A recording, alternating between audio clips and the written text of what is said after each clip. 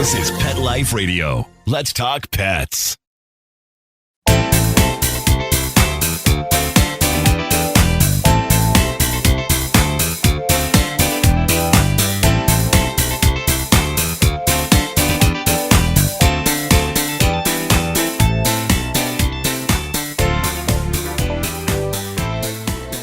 Welcome back to Covered in Pet Hair. I'm your host, Isabel Alvarez-Arada, and today I have the pleasure of having a drink and a chat with the duo behind Groomer Humor. They are Rudy V and Anthony Rey, and they are a dad-son duo of comedians and dog groomers.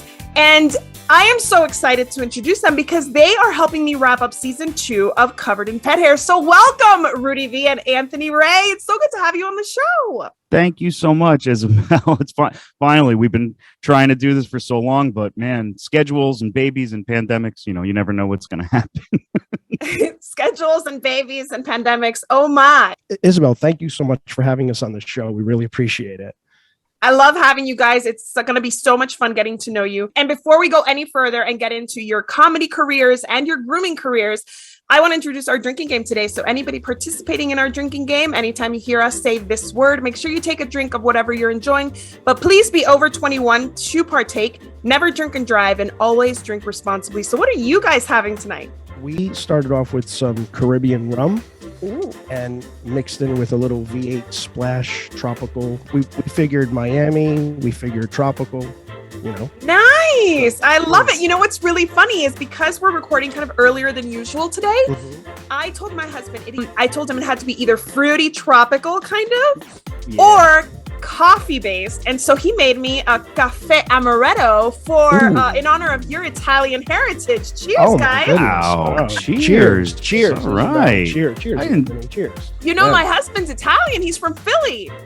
Oh wow! That's Philly. Not far from us at all. That means he's a Phillies fan if he watches baseball. He is a Phillies fan. I'm a Met fan. See. The shows, we can't do this show now. You know what's really funny is he asked me if you guys were Phillies fans, and I was like, I'm going to say no. I was like, No. Absolutely not. Absolutely not. We're Met fans. But you guys do have something in common. You guys love comedy and laughter, and I feel like that jovial spirit of the Italian culture is shared amongst all of you, even if you don't agree on the sports team. So actually, that brings me to my first game for today. We're actually playing something that I kind of drew inspiration from your podcast, Groomer Humor. This is called Humor Rumor.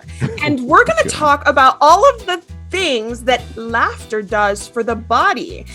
These questions are taken from verywellmind.com, and it's a true or false game. So if you get it wrong, you got to drink, because that's what we do here. And it is the last show of the season. So let's get a little tipsy. Are you guys ready to play? Oh, yeah. I'm ready. Let's do it. All right. The first one is, it is rumored that laughter exercises your diaphragm. True or false? I'm going true. I'm going true on that. You guys are absolutely right, and you can drink anyway. By the way, I'm going to. That. I was going to ask if that's okay. You can take a womp drink, or you can take a celebratory drink and be like, "Yes, I got it right." Gotcha. All right. It is rumored that laughter enables you to take in more oxygenated air and stimulates your lungs. True or false? Go with true again. I'm going with true as well. You are right. Cheers to that. All right. Next one. It is rumored that laughter decreases your heart rate and increases your blood pressure. True or false? I'm going to go false on that. You know what? I don't want to have the same answer as you every time. Okay. You can. So I'm gonna say true. Okay, so Papa's right. Papa's always right. Dude, come on. It is actually rumored.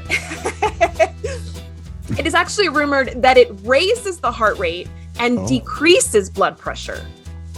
That's I know that my blood pressure rises when I'm angry, so I assumed it would come down when I'm laughing. Makes sense. Yeah. I can literally feel my blood pressure rising sometimes as a parent. I'm sure you're going to experience this too. Oh yeah. I already have, and he doesn't do much. And he's only 4 months old. He's only 4 months. So yeah, one of the hardest parts about getting together was you having a baby. So how has that been? Quick aside to the game. Yeah. Well, it's been it's been a trip. The first 3 months, nothing really changed in my life because my wife had a very specific schedule that didn't require much from me. I guess I would change the diaper here and there, and I would do a couple feedings, but she worked at night. So then she got this new job where now it's a Monday to Friday, morning to afternoon. So I bring him to work with me twice a week. My mom watches him a couple days a week. It's all of a sudden like a light switch went off. All of a sudden I'm responsible for him like 90% of the day. That sounds like a lot. That sounds like a lot you're taking on, but good for you. What is the baby's name? Anthony, same as me. Anthony. And what is his middle name? Anthony Rey Valero Jr. So he's AJ. Oh my gosh, I love that. That's so awesome. Well, is he laughing yet? Is he smiling and laughing? That's all he does. He laughs and smiles. And the only time he cries is when he poops. When he poops? He doesn't like it? He doesn't like sitting in his own filth? Who knew? Of course not. Yeah. I mean, I don't know where he got that from because I'm perfectly comfortable in my own filth. So, you could ask my dad. He says it on every one of our episodes on our show. He always just tells me I stink. So it must be something to do with your Italian heritage because I'm always telling my husband the same thing and he's always telling me it's his pheromones. It's pheromones. Okay. So am I supposed to expand on that? No, you can just respond to that with wit and humor. So are Italian pheromones like distinctive or something? Apparently, because we apparently. I mean, you guys are considered like the sexy gods of the Mediterranean, right? Man, yeah, sure. I'll take that any day. It's just I missed that meeting. I missed that meeting too. Did you? Italian men, come on! Italian men get all the ladies. All 5'5" of me. Yeah. I'm 5'6" and I tower over him. You guys make up for any kind of, I guess, limitation with your charm and your food. Yes. That I have to agree with. And and getting back to the pheromone thing though, my pheromones really kick in like when I'm like unshowered a couple of days and I don't wear any deodorant. Yeah. I smell my own pheromones. So I'm gonna go with the pheromone thing on that. But you have no excuse for not showering for 2 days. You work in a grooming salon. Yeah, we're tired by the end of the day. You can't just spray some of that dog cologne on you? I'm not going to say I haven't rinsed off in my dog tub. I'm not going to lie. Yeah, I've done that. Sure, yeah. You know what? So long as there are no security cameras around. No, definitely not. We can't have security cameras. No, we wouldn't want to see what happens in the day-to-day. I'm sure the dogs are like going home mortified, like, oh my gosh, the conversations these two were having today. Oh yeah. Well, we're father and son. Yeah. Okay, yeah, and I want to get into how you guys got into both of you got into the same career I guess choices, but let me finish this game. Okay, so I have two more. 3 more. Okay. It is rumored that laughter has been shown in studies to improve pain threshold. True or false? True. Yeah. It is true. And apparently it's due to an endorphin-mediated opiate effect. Wow. Yeah, I actually knew that one. Really? Yeah. Yeah. They made a movie about it. Really? Yeah. Oh, okay. Interesting. The Patch Adams. Oh, remember that movie? That was such a good movie. Yeah. Once I saw that, I was like, I want to do a little research on this. Is laughter the best medicine? And it is. Oh my gosh, I need to watch that movie again. That was such a good movie. I love him. Okay, anyway, it is rumored that laughter can improve sleep quality. I'm gonna go with yes again. I mean, I guess I'm gonna go true. Yeah, true. Yeah, it is. Yeah. It is rumored. By laughing, you are increasing antibody-producing cells and enhancing the effectiveness of T cells in your body, boosting digestion. True or false? That's a toughie. That's a trick question. What are you saying? I'm gonna try to sound smart and say false. I'm going with true. It's false. It actually boosts immunity, not digestion. That was a trick question. Yes. Good job, guys. You guys did a great job. You obviously know a thing or two about laughter. So where is home in New Jersey? Where exactly? Colonia. Where, like, what would you call it? Central? More northern. Northern. We're like 25, 30 minutes from Manhattan. Nice. Okay. Train. So what are your thoughts on the Real Housewives of New Jersey? I'm gonna be honest with you. I watch a lot more YouTube than. Okay. But you don't hear. Do you guys have any of their dogs that you care for? No. I think they're about in your area. I can't remember exactly where, but they're in the northern area. They were or are, but no, we've never actually met them. A friend of mine did. I forget which one he met. What was her name? I forget. But no, we never actually met them. Teresa? No, it wasn't Teresa. Teresa.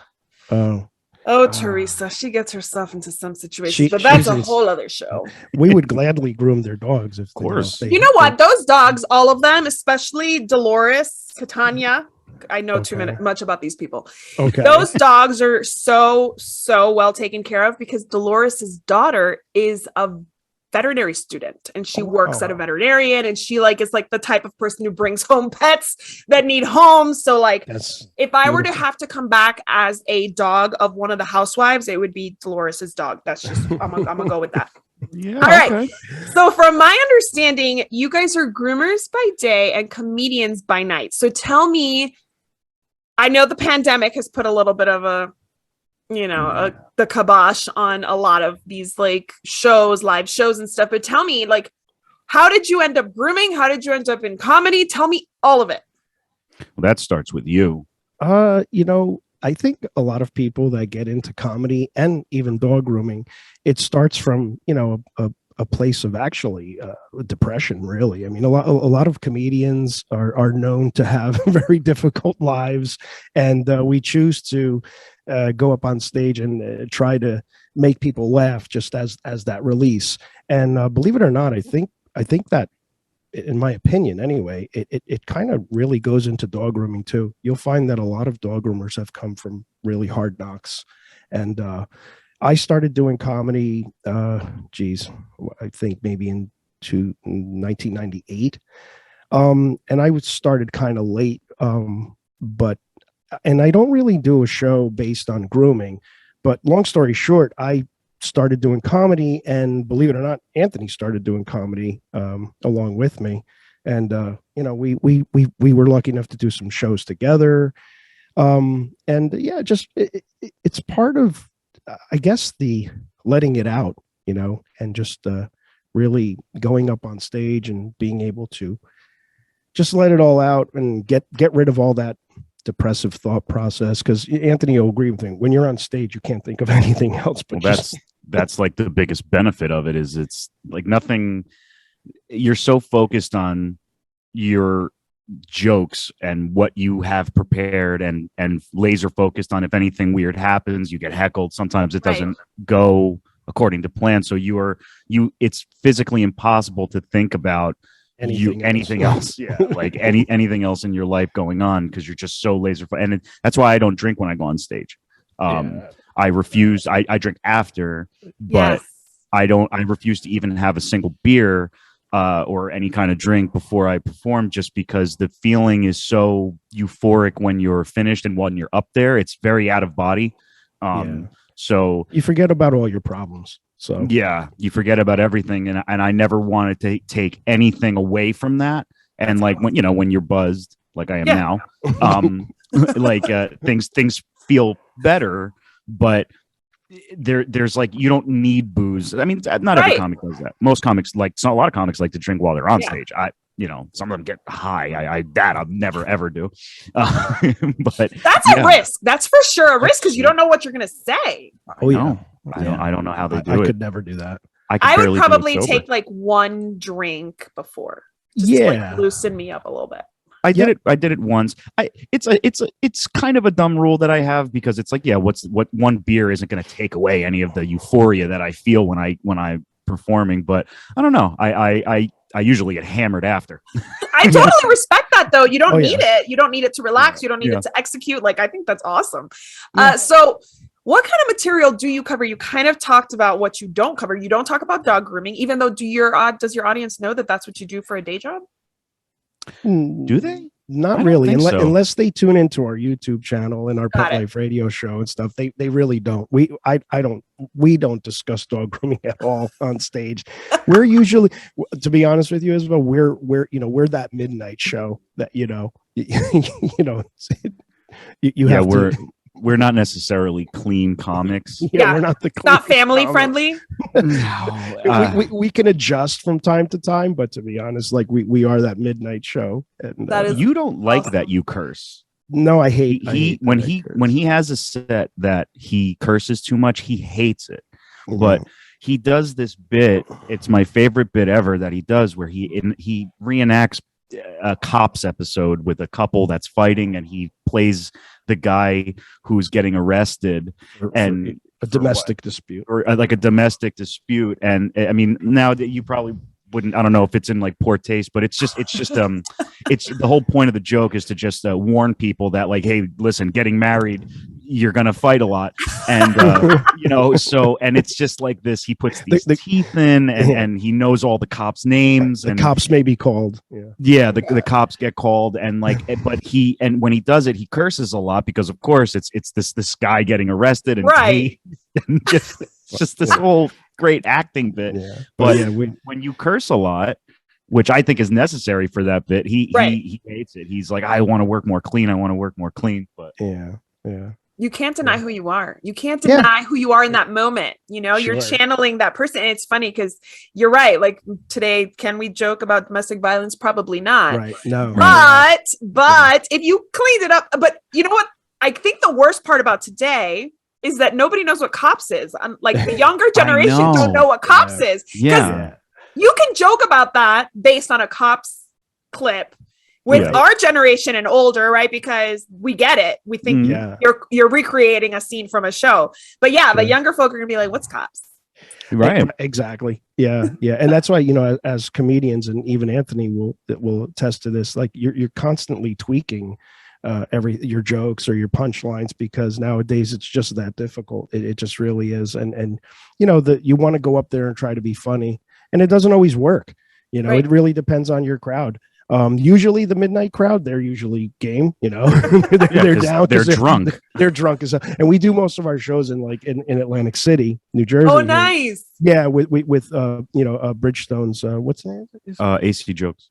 acjokes.com. If you guys are interested, you go to acjokes.com and you could see, you could see us along with a lot of other comedians. But just, that you gotta be careful nowadays with what you say. But I think that we should give comedians a little bit of a pass, because I mean, if we censor y'all too much, I don't know what we're gonna have left to talk about or left to joke about, especially marriage and parenting and stuff. Like even as a mom, sometimes I have to censor myself because I'm like, my kid's such a jerk, and people are like, and I'm like, I'm a joke. I mean, he is a bit of a jerk, but like I'm not dislike him. But I refer to my dogs as jerks sometimes, and like you got to be careful because people take you literally, and you're like, okay, I don't mistreat my children or my dogs. Right. Right? You should be a comedian. I call my cats, I have two cats, I call them stupid all the time because they kept me up until 2:00 in the morning last night.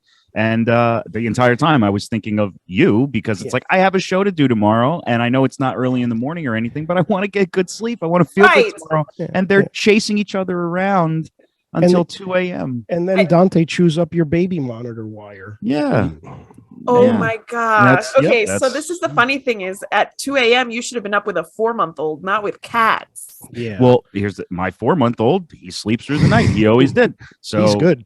I mean, my cat seemed dedicated to making sure that didn't happen last night, but he just hangs out. He sleeps. Okay. Again, a lot like me. Oh my gosh. My kids won't sleep. They're 4 and 2. They still won't sleep. Oh, boy. 4 and 2. All right. So tell me, what is the most memorable performance you guys have done together? Yeah. So actually, this is a funny story. Well, it ended up being funny for me.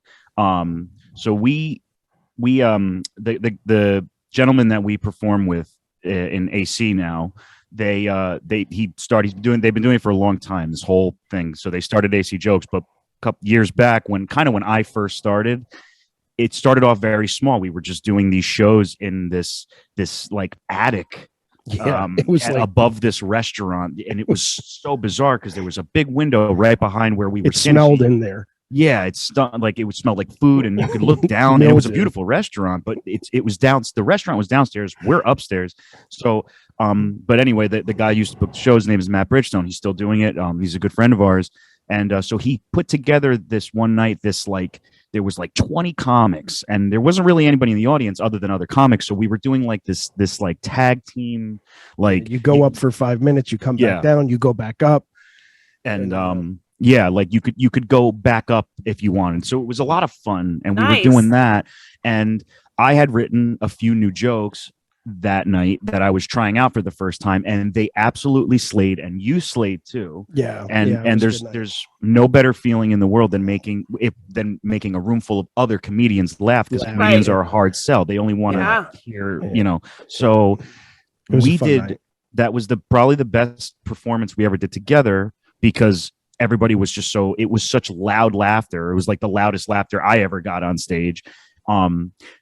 So what ended up happening with that, though, the story gets funny, because then I did a pro show, a guest spot 2 days after that, doing the same jokes that I did that night that absolutely destroyed. And it was my first time ever bombing. I didn't get a single laugh out of the audience. And it was very like, wow, okay, I guess I wasn't for real then. I don't know what to even think of this. I believe that, though. I think that so I was a fitness instructor. I'm going to draw the parallel. I was a fitness instructor, and I could do the same routines with one group, and it was just like an okay class, but then with the energy of another group, it would be like an epic class, right? So I feel like the energy of the audience totally influences your performance, which kind of sucks, because it's not just about you. Anthony, also, you did a show with whatchamacallit from Jersey Shore. Oh yeah. Oh God, that was with Vinny. Show with Vinny from Jersey Shore. He hosted. Yeah, that was a good night. And you know what's funny is that was in the same room. At Mara's, this restaurant attic thing. You get like 80 people up there, but nice. And Anthony, you were so ballsy. Anthony said something, because Vinny was hosting the show, and it was a packed house. I mean, there must have been at least 100 people up in this tiny little room. And what did you say? Vinny, first of all, let me start by saying Vinny did such a good job, and he was the nicest guy in the world. I was just going to ask you if he's any good. He's really nice too. Fantastic. He was really, really funny. He did a great job hosting, because hosting is difficult, at least for me. I can't imagine going back and forth on stage all night. But Vinny did such a good job. But anyway, I don't know why, but I started off my set by saying, I'm glad that we sprung for the most popular Jersey Shore character in Vinny. I guess the guy who punched Snooki in the face at the bar couldn't make it. And and Vinny, I look over, because you could see that the green room. We really didn't have a green room. The comics just sat on the side, and Vinny couldn't believe that I said that. Vinny goes, "What did that guy just say about me?" What did he just say? And he was shaking every comic's hand when their sets were done, to bring up the next guy, and he didn't shake mine. He flipped me off in front of everybody instead. But it was all in good fun. Right. You knew you were in when you got the finger. Yeah. It was all in fun, and he's an amazing guy. Vinny was so, and he was so, because Vinny was very famous, and he especially at the time, Jersey Shore wasn't as far gone as it is today, right? And after the show, he was so respectful, and he was talking to us, because he was just trying to get into comedy. So he was talking to all of us like nobodies, I guess, and like listening to everything we were saying to him, and like paying attention. He was a completely normal guy, like really, really cool. I loved working with Vinny. Yeah. See, I love to hear that the reality stars that we know of, like, why do they even take up any space in our brain, right? But I love to hear that these people are like nice, down to earth. I also love to hear when they act a fool, because then it's just something, it's like good, interesting information. But I want to learn more about you guys in your grooming careers specifically, but we need to take a break. Let's listen to our sponsors, and I will be right back with Groomer Humor hosts Rudy V and Anthony Rey. Don't go anywhere. Welcome back to Covered in Pet Hair. I'm your host, Isabel Alvarez-Arata, and today I'm having some drinks and having a chat with Rudy V and Anthony Rey of Groomer Humor. They are a dad-son duo of comedians and groomers. And we've just talked about all of their comedy, I guess, highlights. Not all of them. I'm sure there are plenty more. And I have made a mental note to go to Atlantic City and catch you guys in a show, because I'm sure that would be an easy sell for my husband. Super easy sell. But I want to get into your grooming career. So obviously, Rudy V, you're the first one to start your grooming career. How old were you more or less when you started? Because I believe it is rumored that you guys, between the two of you, have 48 years of grooming experience. Yeah. I started when I was 19. How? What inspired a 19-year-old from New Jersey to get into dog grooming? Well, the truth of the matter, honestly, is like we talked about earlier in the show. It came from a lot of like problematic situation. Got it. Growing up in Elizabeth, New Jersey, very tough neighborhood, and drugs, and I grew up in that 80s vibe, that disco or post-disco era, that right. new wave. And I was put it to you this way: if I didn't get into dog grooming, I'd probably be in jail or dead. Yeah. So that's why I started so young. I realized quickly I didn't want to go that route. And dogs, I always had my own pets, and I had a lot of pets. I always loved animals. I was that kid that just always brought home a stray, and right. my Italian mom would want to beat me up all the time. She would literally just be like, Rudy, you can't bring the dog in the house. Daddy's going to kill you. And I would we would, me and my brother, my sister, we'd sneak the dog or the kitten in the house. Yeah. But so I always had a lot of animals, and I worked on them myself. I would always bathe them. And this was before I even got into dog grooming. But again, just kind of trying to distance myself from that harsh life that I was living that would have gotten me nowhere. I was very, very depressed one day, and I literally just opened up the Yellow Pages and I said I wanted to be a veterinarian. And I was like, yeah, okay, I'm not doing that, because I'm a C- student at best. But then I opened up the Yellow Pages and got to dog grooming. And I swear, one of the first schools that popped out was the school I went to, was Nash Academy of Animal Arts in North Jersey here. And I met some amazing people, and I got into dog grooming, and it didn't hurt that there was, the classroom was predominantly, female also. So that helped. But yeah. There we go. There's that Italian stallion. Exactly. But yeah, that's it. And I just got into it. I love that. So Anthony Rey, when did you realize growing up that your dad did haircuts for dogs, professionally? It was I started hanging out at the shop when I was 11. I brought you there as a kid all the time. Because I feel like my kids would be my kids right now, 2 and 4, would be like, you do what? Right. Dogs, dogs get haircuts? Yeah, exactly. Why? Yeah, my mom used to take me, probably I was, 6. And then, but I started to hang out there, when I was 11. I think I bathed my first dog for you I think I bathed my first dog when I was 12. I made him do it. Gosh. Yeah, he let me try. It was get working, dude. As a kid, it was a lot of fun. Being a kid, because you used to work in the back of a pet store, right? So I used to run around the store. I used to climb the mountains of dog food, the whatever pound bags, and it was so much fun. And obviously, dogs. Yeah, I love dogs. And it's funny too. My son now, when I bring him here, he's only 4 months. He loves the dogs. He smiles at them. Yeah. He's not afraid of them. Yeah. Dryer's going. He's not afraid of any of the sounds in the shop. That's so it's good. kind of funny. He's kind of going down the same path that I did.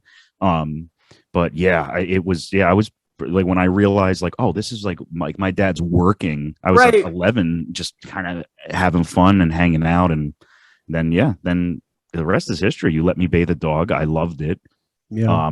Didn't realize how backbreaking it was yet. Really easy to just you were young. You were 11. Yeah, what backbreaking? Exactly. But yeah, so I was all ready to go. Now I'm 32. So, now it's how many dogs do we have today? Yeah, right. So when did you get into it professionally, Anthony? I started working in high school. Yeah. Like maybe 2003, 2003, 2004 Mm-hmm. is I started working every Saturday. Nice.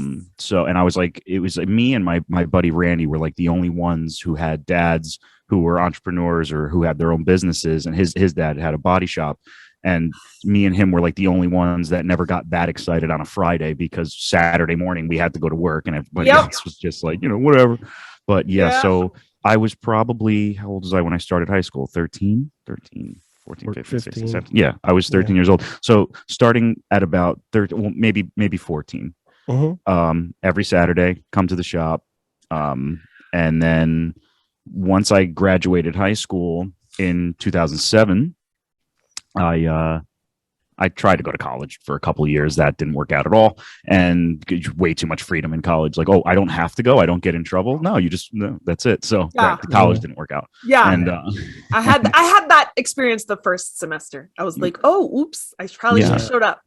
It was all the same people that I went to a community college in Union County. So it was just all my same friends that I used to hang out with in high school were all this is just high school with couches, and we don't have to go to class if we don't want to. So I took that option. I think once you start working with animals too, it's hard to stop. Yeah. That's the thing. College didn't work out. I worked at Trader Joe's for a little while. All my buddies worked there. We all, it was fun, but I always just wanted to hang out with him and like groom dogs. I love animals. That is so awesome. So what kind of grooming do you do? Do you guys do any kind of like fancy grooming, or is it like you're more like breed standard grooming and like, or is it, what do they call it? Artistic grooming? A little bit of everything. Early on, I competed. I did a lot of, competition grooming. So that requires more of that fancy stuff and all of that. But, as a business owner and money making kind of thing, which, you have to do, it turns more into like more maintenance type groomings where, you're doing shorter cuts and things like that. But occasionally we'll get like a show dog come in, or a handler or a breeder come in and say, hey, can you prep our dog for the show? Or a lot of times, and this is when the pressure is really on, you'll have to do a dog that's going to be like part of a wedding party. And that becomes, it's crazy because it's like, I don't want to hurt the dog. I don't want to accidentally nick the dog, God forbid, or, the haircut comes out bad. He's going to be in a wedding, So dog grooming has its pressure. So you really have to shift like anything else. It has a lot to do with like being a comedian. You have to really shift. Like, are you doing like that maintenance grooming, or are you doing that fancy grooming? That's right because somebody's having a wedding or a big party. So a lot of pressure. You did a birthday dog the other day. Yeah, remember the pet owner's birthday. She was having like 50, 60 people over. And it's like, wow, you were petrified. I was terrified. Yeah. It was like, I want this dog to come out good, Of course. Yeah. So, So you guys don't groom cats from what I hear, because I've heard about this. Not anymore. On your show. Yeah. Yeah, we used to. One of the reasons why we stopped grooming cats was because the last interaction I had with the cat ended up on my back and then into the drop ceiling. So it was kind of like, okay, the cat's gone. Yeah. And where is he? Oh, he's in the drop ceiling. So we kind of that's a good stopping point, I think. We were like, I don't want to do, and nothing against cats. We absolutely love cats, and we even listened to your show. I think it was like Whitney Bullock or something. Yes. So Whitney, we love cats, and we'll leave it to you as far as cat grooming. Because a lot of groomers were specialized in cat grooming, and Whitney, your Whitney show was awesome. She is super specialized, and she gets a lot of hate for grooming cats. Yeah, and she shouldn't, because we need cat groomers, especially some breeds of cat require grooming. Absolutely. Yeah. Okay, so what's the best part of working together? Oh man. I get to beat them up whenever I want. Okay. Oh, okay. No. The best part, I mean, we probably have different, I don't know. It's like, it's my dad. Right. So, and like, we've worked together for so long that it has, like, he was the best man at my wedding. Like that's like him and my brother were like joint best men. It's like you get you get to work with your best friend, and we have grooming is very difficult, but we have days where actually the difficult days grooming wise, we keep each other sane. Right. We love movies. We constantly are quoting movies and applying them to the dumbest things.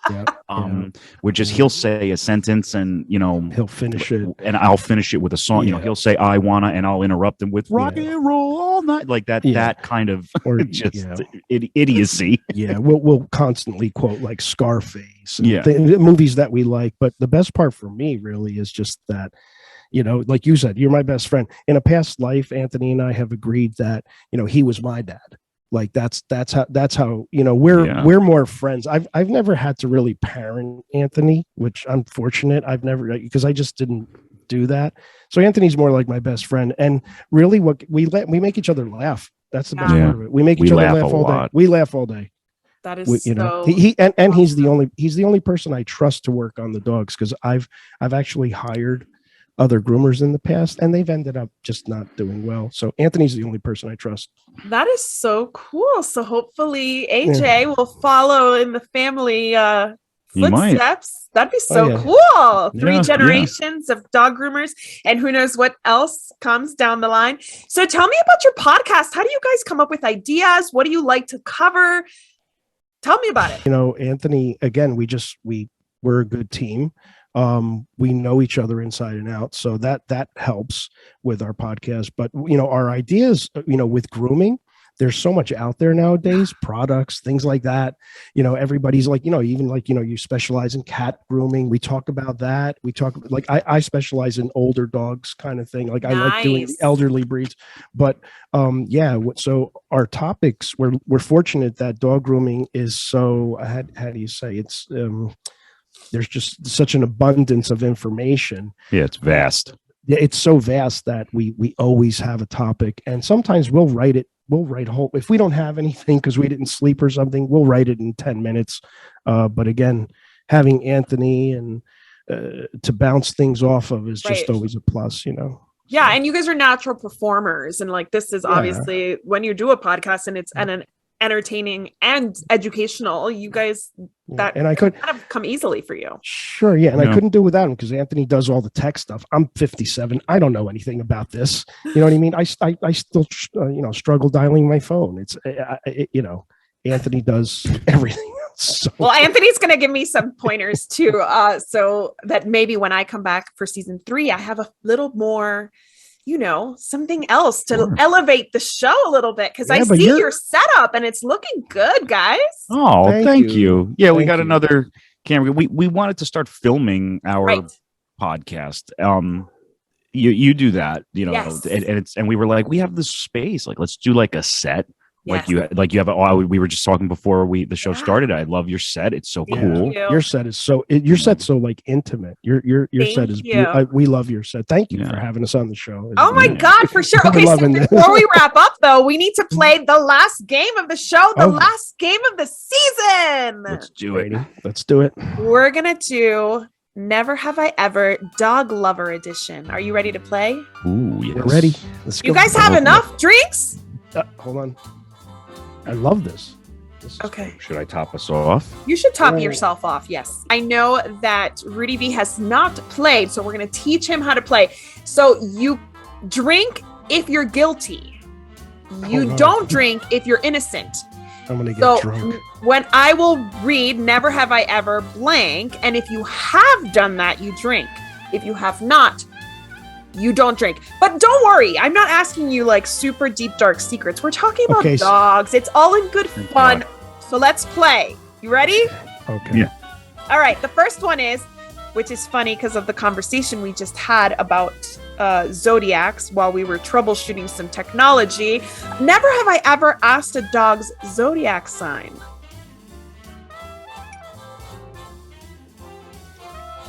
We do that all the time. All the time. We're supposed to drink on that? Yeah, you're drink supposed to if drink you do it. You're guilty of doing it. I'm guilty of it. Okay, I'm sorry. Yeah. Yes, we do that all the time. Yeah. And what dogs are the hardest? What zodiac dog is the hardest? Leo. Leos. Leos are just tough. I have a lot of Leo friends too, but you guys are tough, man. Yes, they are. And They're a actually, lot of fun. Taurus and Leo is not supposed to get along. So maybe that's why I think they're so tough. Right. Yeah. I do have some very awesome Leo friends, but I was worried that Yeah. Noah was going to be a Leo. And luckily, he just got over that. Like by 5 days, he missed it. Yeah. Okay, this is a really good one. And I think it's honest and okay to ask. Never have I ever really, really disliked a dog in my care. I'll be honest. I'll be honest about it. Not every dog is Great. easy to work on. Yeah. And not every dog is for every human. It's just like any connection with any other living creature. We're not always gonna hit it off. Yeah. There's I've met dogs that hate us. Yes. Some dogs hate you, so Yeah. it's So hard. it's hard to love them despite Yeah, that. Right. It's hard to love them if they don't like you. Yeah. I don't hate any dog on the No. planet, but Yes. sure, dislike in the Like- moment. It's like, oh god, you know what? Whatever. Well, this is kind of related, but has nothing to do with the dog. Never have I ever refused to care for a dog because of its pet parents' behavior. Ooh. I'm gonna be honest with that. Yeah. Is that? You have to take a step if you've done it. But I don't understand the questioning here. So I haven't groomed a dog because I don't like the parents. Right. So never have you ever means if you've done that, then you drink. No, Yes. so you've never had to fire a client? Yes. Yeah, Well, exactly. I guess Who doesn't? I guess I am drinking. Oh yes. Yeah. Yeah, you've had to Yeah, fire a client. Sometimes pet parents don't know how to behave with Yeah. their service providers and they gotta go. That's yes, exactly. I agree. Yeah. Oh yeah, it's telling somebody to go somewhere else because they Yeah. don't like it. You got to be more honest. Hey, Never have I Right. ever liked a dog more than the human they belong to. Oh, please. That's I'm gonna that's double the gulp easiest for that. one. That's the easiest one. Never have I ever wished that a dog in my care was actually mine. Like tempted to steal this awesome dog. Yes. God. Oh yeah. Mm. Yeah, Also some dogs pretty are common. just so awesome. Oh yeah. Okay, never have I ever overindulged a dog by feeding them too many treats or giving them people food when I know I shouldn't be. Oh, And that's Maybe not with- just professionally. It could be your dog.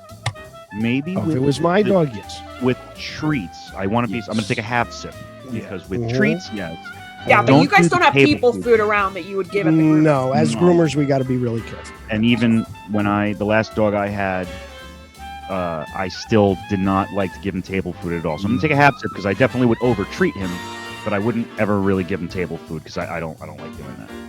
See, my dogs are old now. The youngest one is 11. You have a border collie.